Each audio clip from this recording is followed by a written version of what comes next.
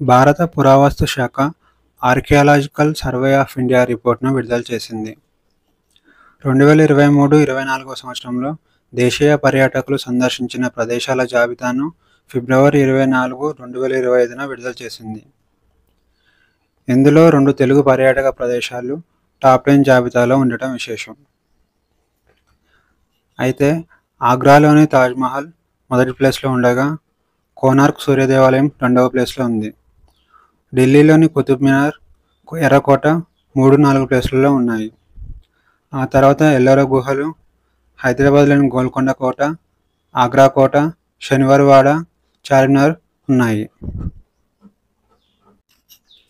ఫిబ్రవరి 24, 2025న PM Modi Assam తేయాకు పరిశ్రమ 200వ వార్షికోత్సవం సందర్భంగా చరిత్రలోనే అతిపెద్ద జుముర్ కార్యక్రమానికి హాజరయ్యాడు. ఇది గౌహతిలోని సరస్వతి స్టేడియంలో జరిగింది. ఇది తేయాకు తెగల సాంస్కృతిక వారసత్వాన్ని మరియు అస్సాం ఆర్థిక వ్యవస్థకు ఈ తెగల సహకారాన్ని హైలైట్ చేయడం లక్ష్యంగా పెట్టుకుంది. తేయాకు తెగల గురించి తెలుసుకుందాం. వీరు 19వ శతాబ్దంలో అస్సాంలోని తేయాకు తోటలలో పనిచేయడానికి మధ్య భారతదేశం నుంచి వలస వచ్చారు.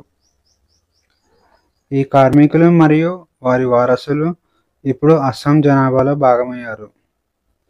ఈ తెగవారు ప్రస్తుతం టిన్సుకియా, దిబ్రూగఢ్ మరియు శివసాగర్ జిల్లాలో నివసిస్తున్నారు. ఈ తెగకి అధికారికంగా ఓబీసీ కేటగిరీ ఇచ్చినప్పటికీ ఎస్టీ హోదా ఇవ్వాలని కోరుతున్నారు. జుమూర్ నాట్యం యొక్క ప్రత్యేకతలు. ఈ నాట్యం ఛోటా నాగ్పూర్లోని సదన్ జాతి భాషా సమూహం నుంచి ఏర్పడింది. ఈ నాట్యాన్ని స్త్రీలు ప్రదర్శించగా పురుషులు మదల్ మరియు దోల్ వంటి సాంప్రదాయ వాయిద్యాలతో వారి వెంట పాటలు పాడుతూ ఉంటారు. కొత్త గబ్బిల కరోనా వైరస్ చైనాలో వెలుగులోకి వచ్చింది. కోవిడ్-19కి కారణమైన SARS-CoV-2తో దీనికి పోలికలు ఉన్నాయని శాస్త్రవేత్తలు తెలిపారు. అయితే దీని సామర్థ్యం కోవిడ్-19 కంటే తక్కువగా ఉంటుందని కూడా తెలిపారు. కర్ణాటకలోని బిలిగిరి రంగస్వామి టెంపుల్ టైగర్ రిజర్వ్లో సోలిక జాతికి చెందిన తెగ నివసిస్తుంది. ఈ తెగ వలన పులుల సంరక్షణ సులువవుతుందని ప్రధాని మోడీ మన్ కీ బాత్ 119వ ఎడిషన్లో తెలిపారు. ఈ టైగర్ రిజర్వ్లో పులుల సంఖ్య గణనీయంగా పెరగడానికి ఈ తెగవారే కారణమని చెప్పాడు. పులుల పట్ల ఈ తెగకున్న సాంస్కృతిక గౌరవం వల్లనే ఇది సాధ్యమైందని మోడీ తెలిపాడు.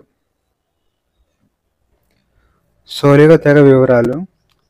సోలిగ అంటే వెదురు పిల్లలు అని అర్థం.